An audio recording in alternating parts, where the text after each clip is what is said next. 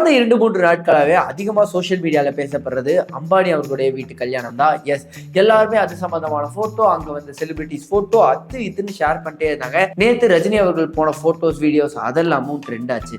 சரிப்பா, இதே பார்த்தோன்னே தமிழ் ஆடியன்ஸோட கேள்வி என்னவா இருக்கும்? ஏன் விஜய் அவர்கள் போவே இல்லை, விஜய் இந்த கல்யாணத்துக்கு கூப்பிட்டே போகலையா அப்படிங்கிற கேள்வி தான் வந்து பலருக்கும் பல விதமாக தோணியிருக்கும். காரணம் என்னன்னா, பல செலிபிரிட்டிஸ், அதாவது கிரிக்கெட்டர்ஸ்லேருந்து, பாலிவுட் ஆர்டிஸ்ட்லேருந்து அண்ட் கோலிவுட் ஆர்டிஸ்ட்லேருந்து நிறையா பேர் வந்து போயிருந்தாங்க. ஆனால் விஜய் அவர்கள் போலையப்பா. சோஷியல் மீடியாவே அதை பற்றி தான் கேள்வியாக கேட்டுட்டு இருந்தது. அது மட்டும் இல்லை, ஒரு சிலர் வந்து அதை ஒரு பக்கம் கிளப்பவும் ஆரம்பிச்சிட்டாங்க. அம்பானி கூப்பிட்டு விஜய் போல பார்த்தியா, அந்தளவு அவர் அப்படியே ஒரு இதோட இருக்காரு, ஒரு ஃபயரோடு இருக்காரு. அவர் யார் கூப்பிட்டாலும் போக மாட்டார்.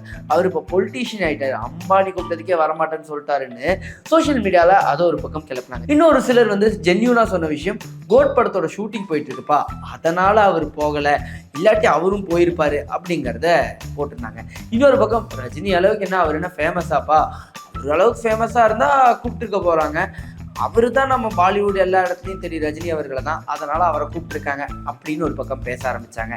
ஒவ்வொரு பக்கம் ஒவ்வொரு மாதிரி டாக் இருக்க. சரி, இது கோட் படத்தோட டைரக்டர் வெங்கட் பிரபுட்டியை கேட்டுருவோமேன்னு ட்விட்டர்ல நிறைய பேர் அவரை டேக் பண்ணி, ஏன் வந்து விஜய் அவர்கள் அம்பானி அவர்களோட வீட்டு கல்யாணத்துக்கு போல, கோட் படத்தோட ஷூட்டிங்னால தான் அதை அவர் தள்ளி வச்சிட்டாருன்னு பல விதமாக கேள்விகள் கேட்டிருந்தாங்க. ஆனால் அது எதுக்குமே வெங்கட் பிரபு அவர்கள் ரெஸ்பாண்ட் பண்ணல. ஆனால் ஒரு ப்ரெஸ் மீட்டில் அவர் கலந்துக்கும் போது ப்ரெஸ் பீப்புள் எல்லாருமே அந்த கேள்வியை கேட்கவும், இதனால தான் விஜய் அவர்கள் வந்து அம்பானி வீட்டு கல்யாணத்துக்கு போலையான்னு கேள்வி எழுப்பின உடனே அவர் சொன்ன விஷயம், அதை பற்றி எனக்கு தெரியாதுங்க, அது அவரோட பர்சனல். ஆனால் 24/7 அவர் எங்கூட தான் இருக்காரு, அவர் வந்து படத்தோட ஷூட்டிங்கில் தான் இருக்காரு அப்படின்னு சொல்லிட்டாரு. ஸோ இது மூலியமாக இதுக்கு ஒரு முற்றுப்புள்ளி வச்சுட்டாங்க. ஸோ கோட் படத்தோட ஷூட்டிங் தானே. ஆனால் அவர் வந்து அம்பானி வீட்டு கல்யாணத்துக்கு கூப்பிட்டாங்களா, இல்லை அவர் கூப்பிட்டு ரிஜெக்ட் பண்ணிட்டாரா, இல்லை கோட் படத்தோட ஷூட்டிங்னால தான் அவர் போலையாங்கிற கேள்விக்கு இப்போ வரைக்கும் விடை தெரியல. யாருக்கும் விடை தெரியவும் வேண்டான்னு நினைக்கிறேன். ஸோ அதை ஒரு சைடு தள்ளி வச்சிருவோம். இதை தாண்டி கோட் படத்துலேருந்து வந்திருக்கிற இப்போ இருக்கிற அப்டேட் என்ன அப்படின்னு பார்த்தீங்கன்னா, ரீசெண்டாக ஒரு பாட்டு வந்து எல்லா இடங்களையும் பட்டி தொட்டி எல்லா இடத்துலையும் ஒழிஞ்சது. அந்த பாட்டு தான் குறிச்சி மடத்த பெட்டி அப்படிங்கிற ஒரு சாங். அது வந்து ஒரு குண்டூர் காரம் அப்படிங்கிற படத்தில் மகேஷ் பாபு அவர்களோட பெர்ஃபார்ம் பண்ண ஒரு சாங். மகேஷ் பாபு அவர்களாக இருக்கட்டும், இல்லை ஸ்ரீலீலாவாக இருக்கட்டும், அந்த பாட்டில் வந்து கம்ப்ளீட் பண்ணி ஆடி இருப்பாங்க. அதை நிறையா பேர் எடுத்து ரீல்ஸில் கிரியேட் பண்ணியிருந்தாங்க. அந்த ஸ்டெப்ஸ் எல்லாமே ரொம்பவே அட்ராக்டிவாக இருந்தது. மெயினாக அந்த பாட்டு ஹிட் ஆனதுக்கு காரணம் அதோட ஸ்டெப்ஸ் தான் அப்படின்னு நம்ம சொல்லலாம். சரி, சும்மா இல்லாமல் அந்த பாட்டை தமிழில் வேற பண்ணாங்க, உள்ள கொஞ்சம் மடக்கி தட்டு. சரி வேண்டாம், அதை பற்றி ஏன் பேசி. சரி, இந்த பாட்டோட விஷயத்துக்கு வருவோம். இந்த பாட்டு வந்து பட்டி தொட்டி எல்லாம் பெரிய ஹிட் ஆச்சு.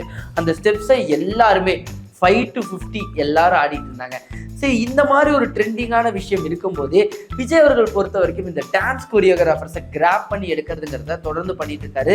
இதுக்கு முன்னாடி ஜானி மாஸ்டரை வந்து தெலுங்குலேருந்து கூப்பிட்டு வந்தார். அதே மாதிரி குறிச்சி மடத்தப்பட்டி சாங்கோட கொரியோகிராஃபரான சேகர் அவர்களையும் இப்போ கோட் படத்தை ஒரு பாட்டுக்கு வந்து கொரியோகிராஃப் பண்ண கூப்பிட்டுருக்காங்க. ஸோ இந்த பாட்டோட ஷூட் வந்து நெக்ஸ்ட் வீக் போகும் அப்படின்னு எதிர்பார்க்கப்படுது.